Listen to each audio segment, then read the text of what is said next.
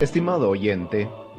una vez más le estamos saludando en el amor de Jesucristo, a la vez que le damos la bienvenida a un nuevo espacio de doctrinas bíblicas. En la última oportunidad estuvimos estudiando el tema de la seguridad eterna de la salvación. Y así como lo hemos hecho ya con otros temas de doctrina cristiana, deseamos complementar este estudio haciendo un recorrido por aquellas principales declaraciones de fe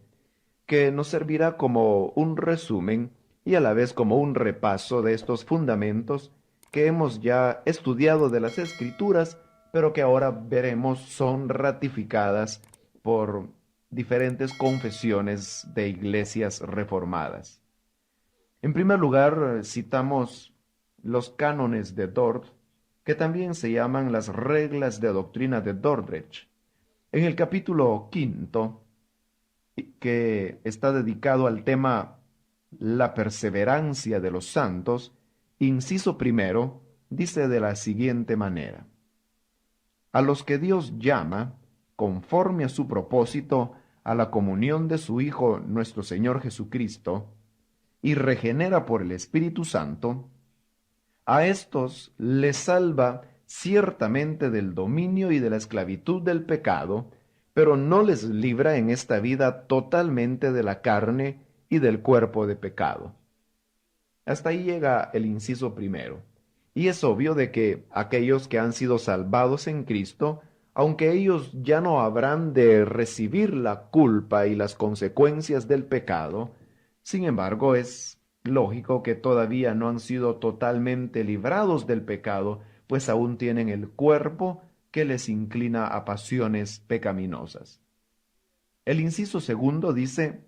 de esto hablan los cotidianos pecados de flaqueza, y el que las mejores obras de los santos también adolezcan de defectos, lo cual les da motivo constante de humillarse ante Dios, de buscar su refugio en el Cristo crucificado, de matar progresivamente la carne por el espíritu de oración y los santos ejercicios de piedad, y de desear la meta de la perfección, hasta que librados de este cuerpo de muerte, reinen con el Cordero de Dios en los cielos. Los cánones de Dort en este inciso segundo nos dicen que estos pecados que cotidianamente, por flaqueza, el cristiano comete, dice que lejos de ser para ellos motivo de una abrumadora incertidumbre acerca de su salvación, más bien vienen a ser un motivo para que ellos encuentren fuerzas de buscar continuo refugio en Cristo y de ejercitarse en la oración para terminar con estos pecados de la carne y finalmente reinar con Cristo en gloria. En el inciso tercero del capítulo 5 de los cánones de Dort, también dice que por causa de estos pecados cotidianos del creyente, éste debe velar y orar constantemente para que no sea metido en tentación. Y si no lo hace así, no sólo puede ser llevado por la carne, el mundo y Satanás a cometer pecados graves y horribles, sino que ciertamente, por permisión justa de Dios, son también llevados a veces hasta esos mismos pecados, como lo prueban las lamentables caídas de David, Pedro y otros santos que nos son descritas en las Sagradas Escrituras. Ahora, aquí se nos está diciendo que por causa de esos pecados cotidianos que el creyente comete, se deja entrever la debilidad humana. Pero eso no quiere decir de que el cristiano es ya infalible, todo lo contrario. Él debe orar y estar velando para no caer en tentación. Y si no lo hace, no solamente puede caer el creyente, sino que ciertamente cae, tal como nos lo enseñan los ejemplos de las caídas de David, de Pedro y de otros muchos cristianos que usted conoce y que se han apartado de los caminos de Dios, aunque ha sido por su propio descuido. En el inciso quinto continúa diciendo los cánones de Dort: con tan groseros pecados irritan grandemente a Dios, se hacen reos de muerte, entristecen al Espíritu Santo, destruyen temporalmente el ejercicio de la fe hieren de manera grave su conciencia y pierden a veces por un tiempo el sentimiento de la gracia, hasta que el rostro paternal de Dios se les muestra de nuevo cuando retornan de sus caminos a través del sincero arrepentimiento. Quiere decir que cuando un cristiano peca y se aparta de los caminos de Dios, entristece al Espíritu Santo. Dios se enoja con ellos y acarrean sobre sí mismos castigos muy serios de Dios, y aún pudieran por un tiempo perder hasta el sentimiento de la gracia benefactora de Dios, hasta que, después de haberse arrepentido, retornan a Dios y éste vuelve a darles el consuelo y la seguridad de su salvación. Ahora el inciso sexto del capítulo 5 de los cánones de Dort continúa diciendo: pues Dios, que es rico en misericordia, obrando de conformidad con el propósito de la elección, no aparta totalmente el Espíritu Santo de los suyos, incluso en las caídas más lamentables,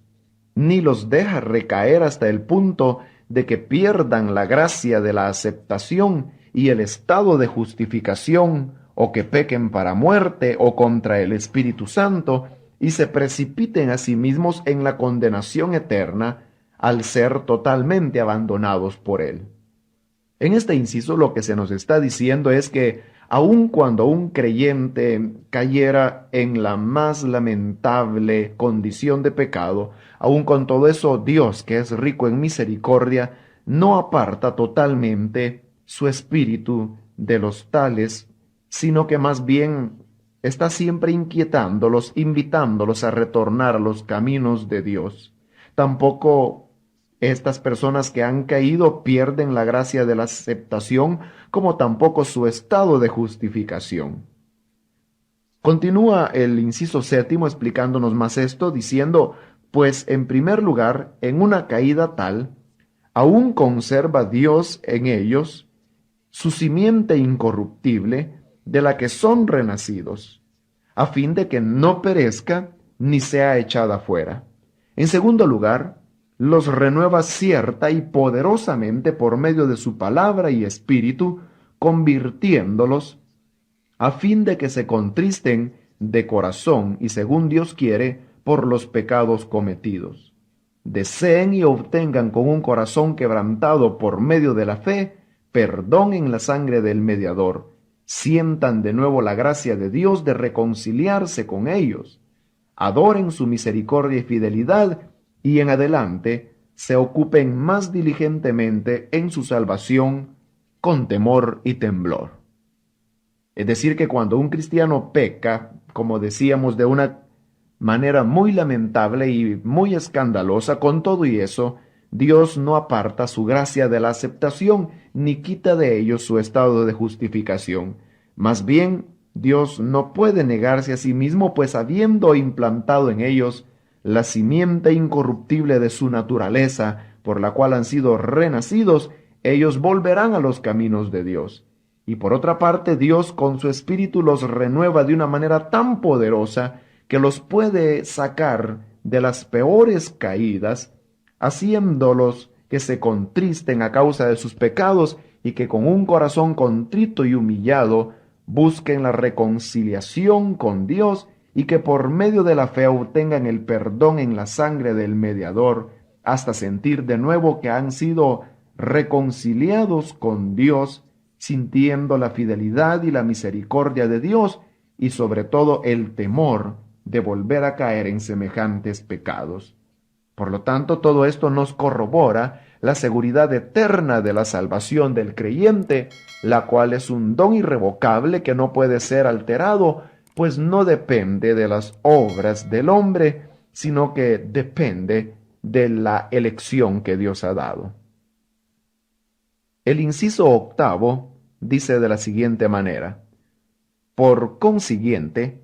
consiguen todo esto no por sus méritos o fuerzas, sino de la misericordia gratuita de Dios, de tal manera que ni caen del todo de la fe y de la gracia, ni permanecen hasta el fin en la caída o se pierden, lo cual, por lo que de ellos depende, no sólo podría ocurrir fácilmente, sino que realmente ocurriría. Pero por lo que respecta a Dios, no puede suceder de ninguna manera, por cuanto ni su consejo puede ser alterado, ni rota su promesa, ni revocada la vocación conforme a su propósito, ni invalidado el mérito de Cristo, así como la intercesión y la protección del mismo, ni eliminada o destruida la confirmación del Espíritu Santo. Aquí se declara ya de una manera abierta la seguridad eterna de la salvación, cuando las reglas de Dordrecht nos dicen de que esta seguridad no depende de las obras del cristiano, porque muchos piensan que el cristiano mantendrá su salvación de acuerdo a sus obras. Si eso fuera así, no habría cristiano que se salvara, porque ¿quién es aquel cristiano que nunca peca o desobedece a Dios? Por lo tanto, si la salvación dependiera de la obediencia o de la desobediencia del cristiano, en ese caso la salvación sería algo tan antojadizo que el creyente pudiera estarlo recibiendo y perdiendo a cada momento a causa de sus pecados cotidianos. Pero lejos de eso, Dios en su misericordia nos confirma de tal manera su salvación al punto de que aun con las desobediencias que el cristiano comete, con todo y eso, su decreto no puede ser alterado, como tampoco rota su promesa, ni tampoco puede ser revocada la salvación que él ha otorgado a los hombres, así como tampoco puede ser invalidado el mérito de Cristo. De manera que la salvación es una posesión eterna, no por los esfuerzos humanos, sino porque está en juego la fidelidad y la promesa de Dios. En el inciso 12 del capítulo 5 de las Confesiones de Dort dice también: pero tan fuera de lugar está que esta seguridad de la perseverancia pueda hacer vanos y descuidados a los creyentes verdaderos, que es esta, por el contrario, una base de humildad, de temor filial, de piedad verdadera, de paciencia en toda lucha, de oraciones fervientes, de firmeza en la cruz y en la confesión de la verdad, así como de firme alegría en Dios, y que la meditación de ese beneficio es para ellos un acicate para la realización seria y constante de gratitud y buenas obras, como se desprende de los testimonios de la Sagrada Escritura y de los ejemplos de los santos. Aquí las confesiones de los cánones de Dort rebaten un argumento, y es el de aquellos que podrían decir que si la salvación es una posesión eterna, entonces comamos y bebamos, pues de todas maneras nuestra salvación no nos será quitada.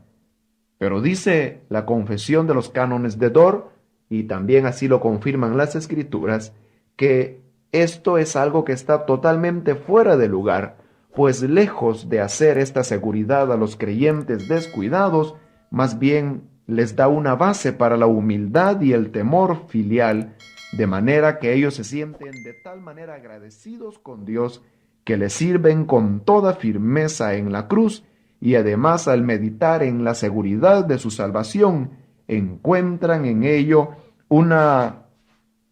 motivación para realizar constantemente obras buenas y de gratitud, como se desprende de los testimonios de los santos que la Escritura nos relata.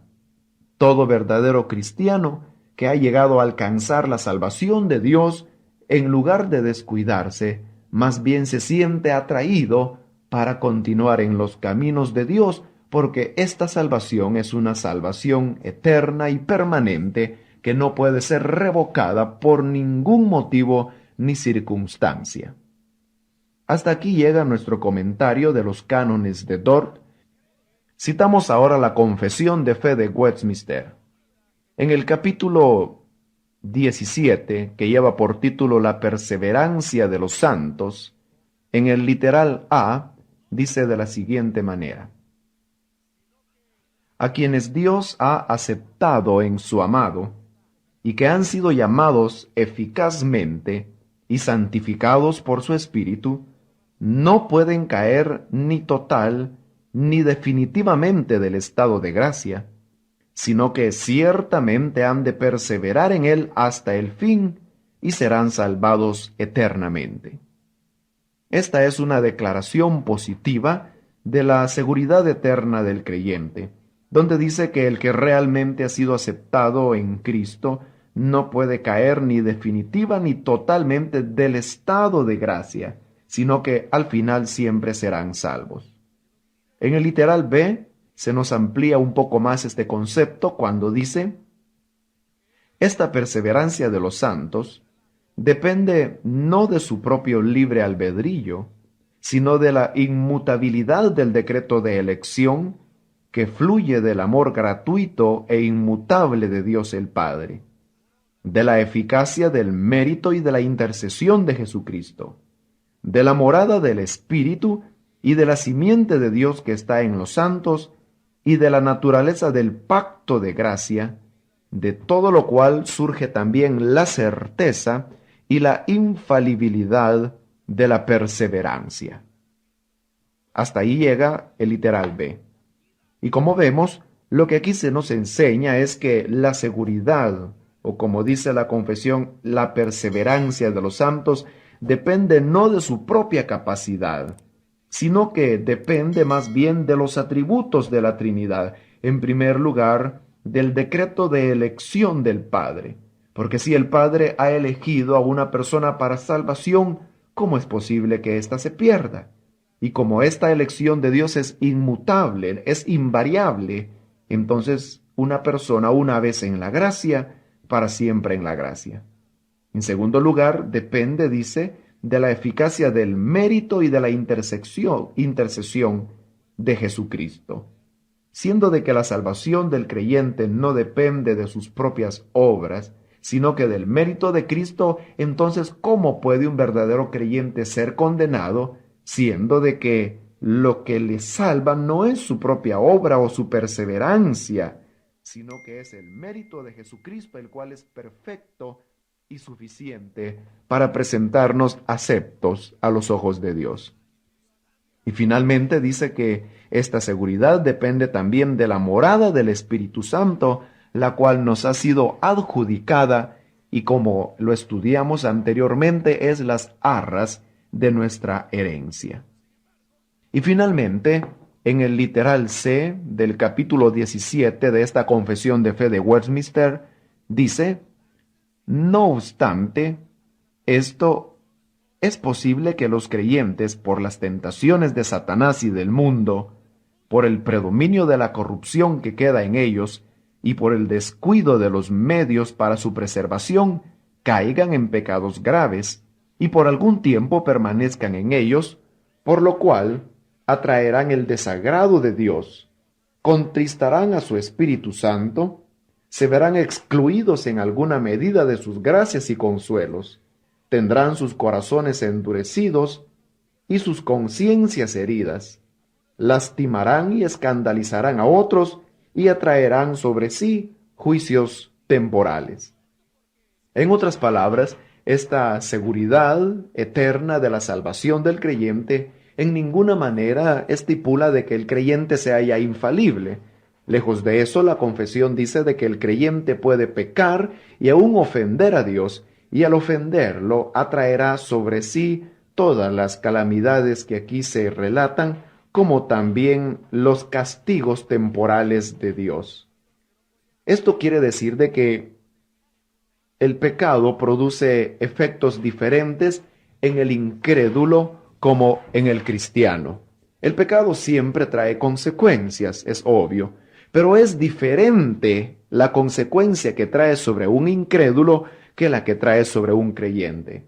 Por ejemplo, el pecado sobre un creyente lo que atrae es condenación eterna, pero lo que atrae sobre un creyente es un castigo temporal. Como dice la Biblia, que Dios al que ama lo corrige. Por lo tanto, todo cristiano que peque y se aparte de los caminos de Dios recibirá los castigos del Señor, como los que describe el apóstol Pablo en 1 Corintios capítulo 11, cuando dice que algunos que tomaban indignamente la cena del Señor estaban debilitados, otros enfermos y otros aún dormían. Es decir, que Dios aún pudiera llegar a matar físicamente a una persona como un castigo con el objeto de preservar así la salvación de sus almas.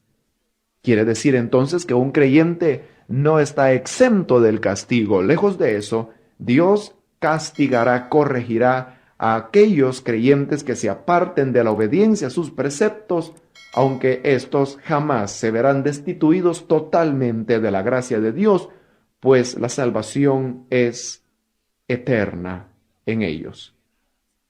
Hasta aquí llega ya nuestro comentario de la Confesión de Fe de Westminster en cuanto a lo que toca al tema de la seguridad eterna de la salvación. Y de esta manera también llegamos al final de nuestro estudio acerca de este tema, con lo cual también concluimos el estudio de estos 5 puntos del calvinismo que hemos estado estudiando sucesivamente. Yo los menciono solamente para que usted sepa que estos son los 5 puntos que se conocen como del calvinismo. Y no porque hayan sido ideados por Juan Calvino, sino que porque fue él quien los sistematizó en la forma en que los hemos presentado a través de estos últimos programas. El primero de ellos es el tema de la depravación total. El segundo, la elección incondicional. El tercero, la expiación limitada. El cuarto, la gracia irresistible. Y finalmente, el quinto, la seguridad eterna de la salvación o perseverancia de los santos, que es el tema al cual ahora estamos dando finalización. Todos estos puntos nos hablan de la verdadera gracia de Dios y, como usted puede notar, atribuye a Dios la gloria por la salvación del creyente, ya que la salvación de éste no depende ni de sus méritos, ni de su perseverancia, ni de nada que haya podido dar de sí mismo, sino que el decreto electivo de Dios, el cual es inmutable y permanecerá para siempre. Así que si alguien merece la gloria por la salvación,